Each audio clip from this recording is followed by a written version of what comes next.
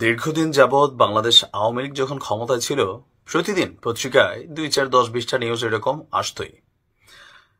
তবে ৫ই আগস্টের পর যে বাংলাদেশ আমরা এখন দেখছি, সেই বাংলাদেশ নিয়ে যে স্বপ্ন বিএনপির সর্বোচ্চ পর্যায়ে থাকা নেতারা, বিশেষ করে জনাব তারেক রহমান বা বেগম খালেদা জিয়া অথবা মেজর ফখরুল ইসলাম আলমগীর থেকে যারা একদম দলটির ঊর্ধ্বতন নেতারা আছেন, তারা যেভাবে দলটাকে আগামী দিনে মানুষের কাছে গ্রহণযোগ্যতার একদম শীর্ষ পর্যায়ে নিতে চাচ্ছেন, ৩১ দফা সংস্কার নিয়ে ঘরে ঘরে যেতে বলছেন, সেখানে একদম রুট লেভেলে থাকা বিভিন্ন নেতাকর্মীদের এমন এমন কর্মকাণ্ড যদি সামনে আসে, তাহলে খুব বেশি দিন লাগবে না, আগামী নির্বাচনের আগেই তাদের পরাজয় অনেকটা নিশ্চিত হয়ে যাবে। এমনকি এই জিনিসগুলোকে এই মুহূর্তে বিএনপির প্রধান প্রতিদ্বন্দ্বী এনসিপি, জামাত ইসলাম বা আরো যে দলগুলো আছেন, তারা কিন্তু আপনাদের এই জিনিসগুলোকে পুঁজি করে বক্তব্য দিচ্ছে।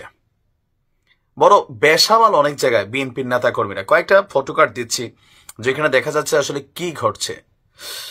পাবনা জেলা এবং দায়রা জজ আদালতে একটা শুনানি চলছিল। তো আদালতের ভিতর যখন শুনানি চলে, সেটাকে ভিডিও ধারণ করা আইনত আসলে নিষেধ, বাট সেই নিষিদ্ধ কাজটা আপনার করছিল সেখানে বিএনপির ৬ জন নেতা কর্মী। আর এই কাজটা করতে বাধা দেওয়ায় আদালতের পুলিশকে মেরে রক্তাক্ত করেছে বিএনপির সেই ৬ নেতা কর্মী, যদিও তাদেরকে পরবর্তী সময় গ্রেপ্তার করা হয়েছে। আটককৃতরা হলেন ঈশ্বরদী উপজেলা সদরের ফতে মোহাম্মদপুর নিউ কলোনি এলাকার আব্দুল ওয়াহাবের ছেলে আওয়াল কবির সহ এখানে আরো বেশ কয়েকজন। তো ঘটনার প্রেক্ষাপট কি? এদের মধ্যে যারা আছেন তারা দলের যুগ্ম আহ্বায়ক, পৌর স্বেচ্ছাসেবকের, তারপর পৌর ছাত্রদল কর্মী, দাসুরিয়া ইউনিয়ন স্বেচ্ছাসেবক দলের যুগ্ম সাধারণ সম্পাদক, মানে পোস্টে থাকা ৬ জন নেতাই। পুলিশের বক্তব্য, ২০২৩ সালের ১৫ই নভেম্বর ঈশ্বরদীতে বিএনপির এসব নেতাকর্মীদের বিরুদ্ধে নাশকতার মামলা হয়। সেই মামলার শুনানির জন্য দিন ধার্য ছিল মঙ্গলবার। মামলায় তারা হাজিরা দিতে এসেছিলেন। শুনানির চলাকালে তারা এজলাসে দাঁড়িয়ে ছবি তুলতে থাকেন এবং ভিডিও ধারণ করতে থাকেন।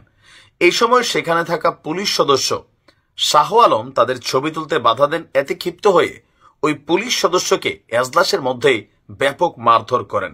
এ সময় আদালতের আইনজীবী এবং উপস্থিত লোকজন সেই পুলিশ সদস্যকে বিএনপির নেতাকর্মীদের হাত থেকে উদ্ধার করে হাসপাতালে নিয়ে যায় এবং প্রাথমিক চিকিৎসা দেওয়া হয়।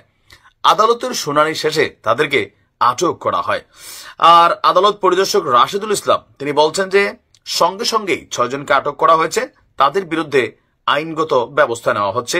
আর এটা কোনোভাবেই মেনে নেওয়ার মতন না, বলছেন আপনার আইনজীবী সমিতির সাবেক সভাপতি এবং জেলা বিএনপির সদস্য সচিব মাসুদ খন্দকার।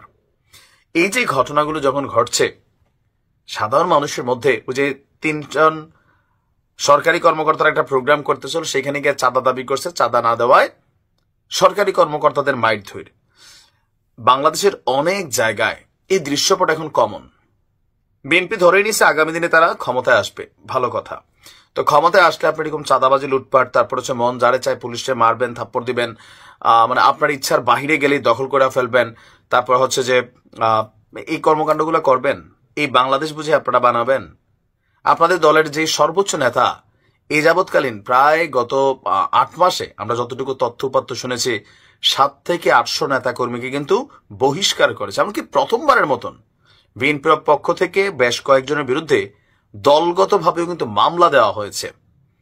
আওয়ামী লীগ সরকারের পতনের জন্য দলটির সর্বোচ্চ নেতাদের দায় যেমনটা আছে, এর চেয়ে অধিক দায় হচ্ছে একদম রুট লেভেলে থাকা ফকিন্নির ভিক্ষার পাতিলে হাত দেওয়া, রাস্তাতে রিক্সাওয়ালার থেকে টাকা খাওয়া, সিএনজিওয়ালার থেকে টাকা খাওয়া, বালুঘাট লুটপাট করা, বিভিন্ন এই যে অনিয়ম, দুর্নীতি, সরকারি বেসরকারি জায়গায় চাঁদাবাজি, এগুলোর জন্য মানুষ একটা পর্যায়ে এই ছাত্রদের আন্দোলনে ডাকে বের হয় নাই। যার যার অবস্থান থেকে সে কিন্তু রাস্তায় বের হয়েছিল। কেন? মানুষ একটা বিরক্তির শেষ পর্যায়ে পৌঁছে গিয়েছিল। আপনারা ৫ই আগস্ট থেকে ১৯ শিক্ষা নিয়েছেন। জনাব তারেক রহমান যে বলছেন যে এগুলোর পরিণতি খুবই খারাপ হবে, কিভাবে মানুষের মন জয় করার চেষ্টা চালা যায়, সেটা করার জন্য নির্দেশনা থাকলেও অধিকাংশ জায়গায় দল থেকে একদম তৃণমূলের নেতাকর্মীদের কোনোভাবেই যেন আপনার মানে কন্ট্রোল করা যাচ্ছে না। এমন অনেক জায়গা আছে যে বাজার কমিটির সভাপতি হয়েছেন, পুরো বাজারের দিকে ওনার চোখ পড়ে গেছে, এই কৃষকের সামান্য ফসল সবজি এগুলোর দিকে নজর পড়ে গেছে। এটা আওয়ামী লীগের সময় ছিল। তো পার্থক্যটা কোথায়? একদম দলটির হাই কমিশন মানে হাই পর্যায়ে পার্থক্য থাকলেও নিম্ন পর্যায়ের নেতা কর্মীদেরকে আসলে বোধত হয়েছে নাকি ওই যে দু একজন বলবে এটা 18 বছর খাইতে পারছি না, এখন তোমরা নিউজ করো কেন? এগুলা কি মানে এখন কি নিউজ করতে হবে? ভালো হয়ে যান, কপালে আপনার শনি আছে, তারেক রহমানের কিচ্ছু হবে না, কাউকে ছাড় দিবে না কিন্তু মনে রাখেন। হ্যাঁ, ভালো থাকুন।